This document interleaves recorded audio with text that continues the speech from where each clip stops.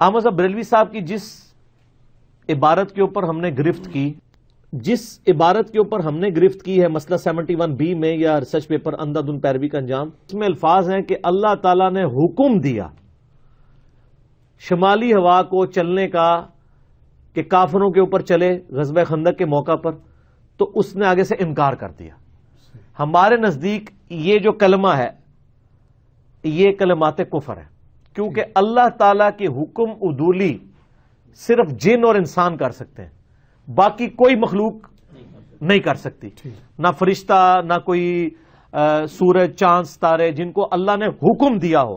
تو یہ سر اس حوالے سے ہے، یہ شمالی ہوا کو چلنے کا حکم دیا اور انکار کیا، یہ انکار پاسبل نہیں ہے، یہ عبارت کفریہ ہے۔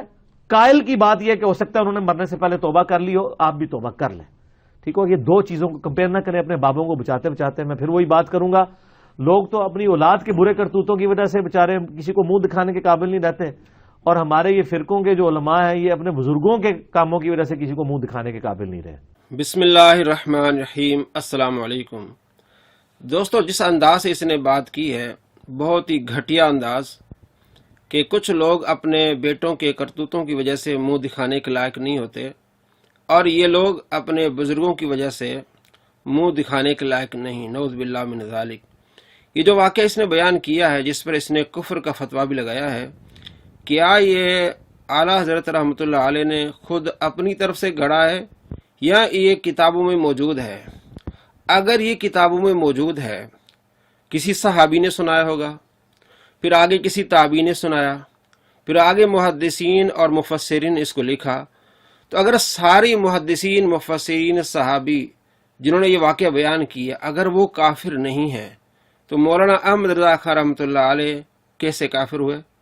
اگر نعوذ باللہ یہ کفر مولانا احمد رضا خان رحمۃ اللہ علیہ پر یہ لگا رہا ہے، تو جنہوں نے اس واقعے کو بیان کیا تو وہ کافر کیوں نہیں ہے؟ دوسری بات یہ کہ مولانا احمد رضا خان رحمۃ اللہ علیہ کی اپنی کتاب نہیں ہے، یہ ملفوظات ہیں۔ آپ کو پتا ہوتا ہے جب کسی سے کوئی انٹرویو لیتا ہے تو اس میں الفاظ کا ہیر پھیر بہت ہوتا ہے۔ اگر آپ نے کفر کا فتویٰ لگانا ہے تو پہلے آپ فتاوی رضویہ سے دکھائیں، یہ تو ان کے ملفوظات ہیں، بعد والوں نے لکھے ہیں، ان میں الفاظ کا ہیر پھیر ہوتا ہے۔ یہ جو واقعہ ہے میں آپ کو 36 کتابوں سے دکھاؤں گا۔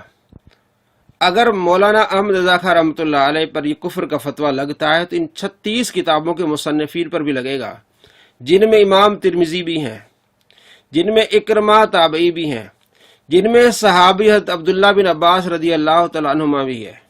اگر یہ کلمہ کفر ہے تو کیا صحابی بھی کافر ہوں گے؟ نعوذ باللہ من ذالک۔ جنہوں نے اس روایت کو نقل کیا، صحیح روایت میں آپ کو بتاؤں گا، اس کو کہتے ہیں کہ باندر کے ہاتھ میں بندوق۔ اس باندر کے ہاتھ میں عبارت آ گئی، نہ اس نے تحقیق کی، نہ اس نے دیکھا کہ مولانا احمد رضا خان رحمۃ اللہ علیہ نے یہ کہاں سے لی ہے۔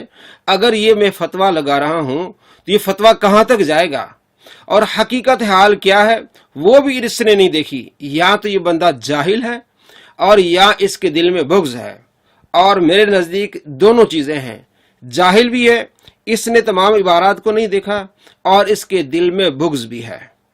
اب یہ جو واقعہ ہے 36 کتابوں میں موجود ہے، اور اس سے زیادہ بھی ہیں، کم سے کم 36 کتابوں میں موجود ہے، اور کسی نے مکمل واقعہ بیان کیا ہے اور کسی نے مختصر۔ اہل حدیث کے عالم میں بہت بڑے شوکانی، علامہ شوکانی، اس نے بھی اس واقعے کو لکھا ہے۔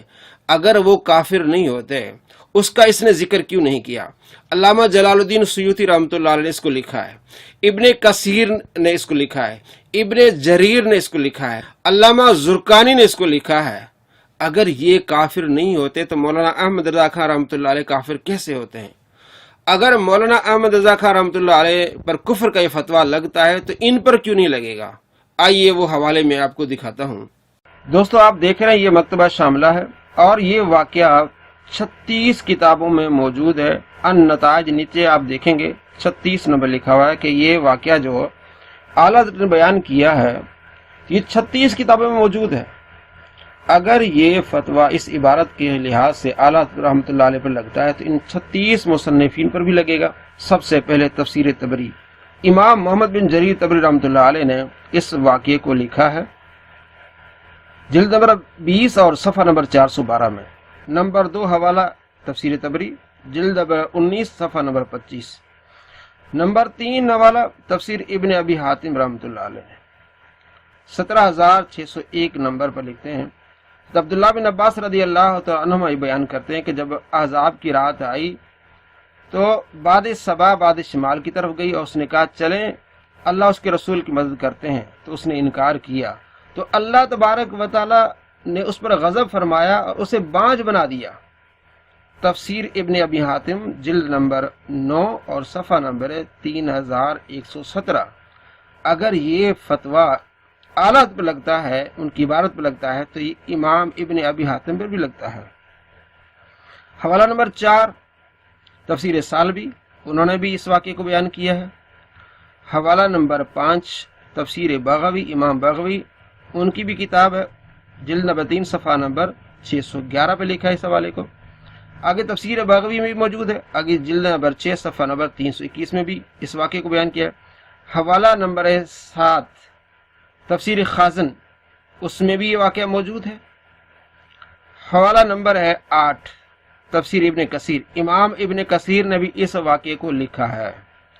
حوالہ نمبر 9 تفسیر ابن کثیر، جلد نمبر 6 صفحہ نمبر 344۔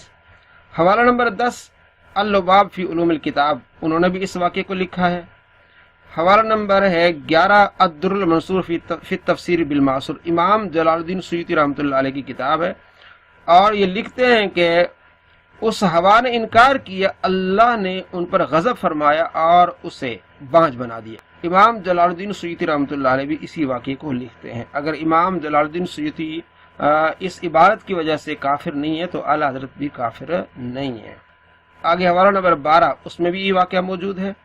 اور آگے فتح القدیر للشوکانی، اہل حدیث کے بہت بڑے امام ہیں شوکانی، انہوں نے بھی اس بات کو لکھا ہے، یہ ان کی کتاب ہے شوکانی صاحب کی، فتح القدیر، محمد بن علی بن محمد بن عبداللہ شوکانی الیمنی، المتوفا 1250 ہجری، فتح القدیر یہ تفسیر ہے ان کی۔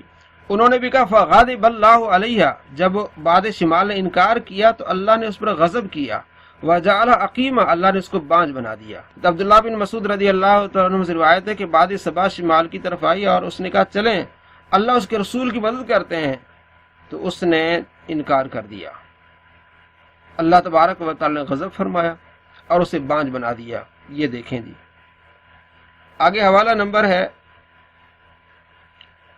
14، اس میں بھی یہ واقعہ موجود ہے۔ آگے حوالہ نمبر ہے 15 مسند بزار، امام بزار نے بھی اس واقعے کو لکھا ہے، ٹھیک ہے جی، حضرت عبداللہ بن عباس رضی اللہ تعالیٰ عنہ سے کہ صبا آئی شمال کے پاس اور کہا چلیں ہم اللہ اس کے رسول کی مدد کرتے ہیں، تو اس نے انکار کیا، اور یہ صحیح حدیث ہے جس کو آگے میں آپ کو دکھاؤں گا کہ امام حاسمی رحمۃ اللہ علیہ نے کہا کہ یہ اس کے رجال صحیح ہے۔ حوالہ نمبر 16 اس میں بھی یہ واقعہ موجود ہے۔ حوالہ نمبر 17 اس میں بھی واقعہ موجود ہے۔ حوالہ نمبر 18 اس میں بھی واقعہ موجود ہے۔ حوالہ نمبر 19 اس میں بھی واقعہ موجود ہے، کتاب آپ کے سامنے۔ حوالہ نمبر 20 اس میں بھی واقعہ موجود ہے۔ حوالہ نمبر 21 کشف الاستار، امام حیثمی رحمۃ اللہ علیہ کی کتاب ہے، اس میں بھی واقعہ موجود ہے۔ حوالہ نمبر 22 مجموع الزوائد، امام حیثمی رحمۃ اللہ علیہ کی کتاب ہے، اور حدیث نمبر 9936 وعن ابن عباس رضی اللہ عنہما قال اتت الصبا شمال، بعد صبا شمال کے پاس آئی احزاب کی رات، اس نے کہا چلیں ہم اللہ کے رسول صلی اللہ تعالیٰ علیہ وآلہ وسلم کی مدد کرتے ہیں۔ شمال نے کہا ان الحرۃ لا تستری باللیل، ہوائیں جو ہے رات کو نہیں چلتی، گرم ہوائیں، تو وہ اللہ تبارک و تعالیٰ نے اس کو بھیجا باد صبا کو کہ تم بھی جاؤ، اور شمال کو کہا وہ بھی جائے، تو اس نے انکار کر دیا۔ امام حسمی کہتے ہیں وَرِجَالُهُ رِجَالُ الصحیح، اس حدیث کے رجال رجال صحیح ہیں۔ یہ واقعہ مختصر یا بیان کیا گیا جس کو اعلیٰ حضرت نے بھی لکھا۔ اگر اعلیٰ حضرت پر کفر کا فتویٰ لگتا ہے تو بتائیں کہ عبداللہ بن عباس رضی اللہ تعالیٰ عنہ پر کفر کا فتویٰ لگے گا، عبارت وہی ہے، حدیث بھی صحیح ہے۔ آگے جی حوالہ نمبر 23 مجموع زوائد، حدیث نمبر 10158، وہی واقعہ۔ حوالہ نمبر ہے جی 24، وہی واقعہ موجود ہے۔ حوالہ نمبر 25 امام ترمذی رحمۃ اللہ علیہ کی کتاب ہے العلل الکبیر للترمذی، امام ترمذی بھی اسی واقعے کو بیان کرتے ہیں کہ اس باد شمال نے انکار کیا. اگر اعلی حضرت کی عبارت پر کفر کا فتویٰ لگتا ہے تو وہی عبارت تو امام ترمذی نے بھی لکھی ہے، تو کیا امام ترمذی کو بھی وہ کافر کہے گا؟ نعوذ باللہ من ذالک. ایسی جہالت. آگے دیکھیں ذخیرۃ الحفاظ، اس میں بھی واقعہ موجود ہے. آگے الاحکام الکبریٰ، اس میں بھی واقعہ موجود ہے. الخصائص الکبریٰ، امام جلال الدین سیوطی رحمۃ اللہ علیہ کی کتاب ہے، اس میں بھی یہ واقعہ موجود ہے. آگے اگلی کتاب ہے سیرت کی، اس میں بھی یہ واقعہ موجود ہے، اور اس میں یہ باقاعدہ یہ بھی لکھا ہوا ہے تفصیل کے ساتھ کہ اللہ نے اس پر غضب فرمایا اور اسے بانج بنا دیا. حوالہ نمبر 30، اس میں بھی یہ سیرت کی کتاب ہے، اس میں بھی موجود ہے یہ حوالہ. آگے بھی اگلی کتاب ہے سیرت کی، اس میں بھی یہ واقعہ موجود ہے. آگے البدایہ والنہایہ امام ابن کثیر کی، اس میں بھی واقعہ موجود ہے. آگے الکامل فی ضعفاء الرجال، اس میں بھی واقعہ موجود ہے. حوالہ نمبر 34 عیون الاخبار، اس میں بھی واقعہ موجود ہے. اور اسی طرح حوالہ نمبر 35 اور اسی طرح حوالہ نمبر 36 کتابوں میں اس واقعے کو لکھا گیا ہے. مصنفین نے لکھا ہے، بعض نے تفصیل سے لکھا ہے، بعض نے جو ہے وہ مختصر لکھا ہے. بات وہی ہے جو اعلیٰ حضرت نے لکھی ہے. تو اگر اعلیٰ حضرت کی عبارت پر کفر کا فتویٰ لگتا ہے تو ان 36 مصنفین پر بھی وہی کفر لوٹے گا، وہی فتویٰ لگے گا الامان والحفیظ. یا تو مرزا جہلمی ان 36 مصنفین جس میں تابعی بھی ہیں، مفسرین بھی ہیں، محدثین بھی، سیرت نگار بھی ہیں، یہاں تک عبداللہ بن عباس رضی اللہ تعالیٰ عنہ، تو ان 36 پر کفر کا فتویٰ لگا رہا ہے. اس لحاظ سے کہ اعلیٰ حضرت پر جو فتویٰ لگے گا ظاہر ہو ان سب نے لکھا ہے. نعوذ باللہ من ذالک، کتنی جہالت ہے. اصل بات یہی ہے کہ اللہ تبارک و تعالیٰ نے باد صبا کو حکم دیا کہ تم جاؤ اور باد شمال کو بھی ساتھ لے کے جاؤ اور کفار کو نیست و نابود کرو. تو ڈائریکٹلی باد شمال کو حکم نہیں ہوا، باد صبا نے جا کے اسے کہا ہے تو اس نے انکار کر دیا. اور یہی آلات کی عبارت میں ہے کہ اللہ تبارک و تعالیٰ نے اپنے محبوب کی مدد فرمانا چاہی تو باد شمال کو بھی حکم ہوا. اب ظاہر کس کے ذریعے حکم ہوا؟ باد صبا کے حدیث کو آپ ملائیں تو اگر اعلیٰ حضرت پر یہ کفر کا فتویٰ لگا رہا ہے تو ان 36 مصنفین پر بھی نعوذ باللہ کفر کا فتویٰ آئے گا. آپ خود فیصلہ کر لیں. سرکار دو عالم صلی اللہ تعالیٰ علیہ وآلہ وسلم فرماتے ہیں جس نے کسی مسلمان کو کافر کہا اگر وہ مسلمان کافر نہیں ہے تو کفر اس کی طرف لوٹے گا. فیصلہ آپ خود کریں کہ یہ 36 مصنفین جنہوں نے اپنی کتابوں میں اس واقعے کو لکھا ہے جس میں صحابی بھی ہیں، تابعی بھی ہیں، تبع تابعین، محدثین، مفسرین، سارے کافر ہوں گے، یا پھر یہ کفر مرزا جہلمی کی طرف لوٹے گا. جی دوستو، آپ نے دیکھا کہ تمام فقہاء اور محدثین نے اس واقعے کو بیان کیا ہے. اگر یہ فقہاء محدثین کافر نہیں ہیں تو مولانا احمد رضا خان رحمۃ اللہ علیہ کافر کیسے ہیں؟ اور تمام کتب میں آپ نے دیکھا اور یہی واقعہ آپ کو مختلف الفاظ میں ملا. اگر مولانا احمد رضا خان رحمۃ اللہ علیہ کافر نعوذ باللہ تو پھر تمام مصنفین یہاں تک کہ صحابی رسول بھی کافر ہوں گے، انہیں بھی توبہ کرنی پڑے گی اور ان کو مان کر پھر تمہیں شرمندہ ہونا پڑے گا. اب آپ خود بتائیں کہ عبداللہ بن عباس رضی اللہ تعالیٰ عنہما کو مان کے آپ کیا منہ دکھانے کے لائق رہیں گے؟ حضرت امام ترمذی رحمۃ اللہ علیہ کو اپنا ولی بزرگ مان کے کیا آپ منہ دکھانے کے لائق رہیں گے؟ امام ابن جریر طبری کو آپ ایک مفسر مان کے کیا منہ دکھانے کے لائق رہیں گے؟ شوکانی کو آپ مانتے ہیں تو کیا ان کو مان کے آپ اپنا منہ دکھانے کے لائق رہیں گے؟ دوستو، سرکار دو عالم صلی اللہ تعالیٰ علیہ وآلہ وسلم کا فرمان بخاری شریف میں جو بندہ کسی پر کفر کا فتویٰ لگائے اگر وہ کافر نہیں ہے تو کفر اس کی طرف لوٹ آئے گا. یا تو یہ 36 کتابوں کے مصنفین نعوذ باللہ اس کے کہنے پر کافر ہیں، اگر یہ کافر نہیں ہے تو کفر کا فتویٰ اس مرزا جہلمی پر آئے گا. اور یقیناً یہ 36 مصنفین جو ہیں یہ نعوذ باللہ کافر نہیں ہیں، اور کفر کس پر لوٹے گا؟ مرزا جہلمی پر لوٹے گا. یہ ہے اس کی حقیقت. اسے کہتے ہیں باندر کے ہاتھ میں بندوق آئے. اس باندر نے نہیں دیکھا کہ یہ عبارت کہاں ہے، کن کن کتابوں میں لکھی ہوئی ہے، اس نے اس پر کفر کا فتویٰ لگایا. اور اصل بات یہ ہے کہ اللہ تبارک و تعالی نے باد صبا کو حکم دیا، اس نے جا کے آگے کہا کہ چلو ہم سرکار دو عالم صلی اللہ تعالیٰ علیہ وآلہ وسلم کی مدد کرتی ہیں، تو اس کو بھی حکم ہوا. یعنی اللہ نے باد صبا کو کہا اور ڈائریکٹلی نہیں، انڈائریکٹلی، اور اس نے اس باد صبا کے کہنے پر اس نے انکار کیا. تو یہ کفر نہیں ہے. اگر کفر ہے تو ان تمام مصنفین کو آپ کافر کہیں گے. نعوذ باللہ من ذالک. الامان والحفیظ.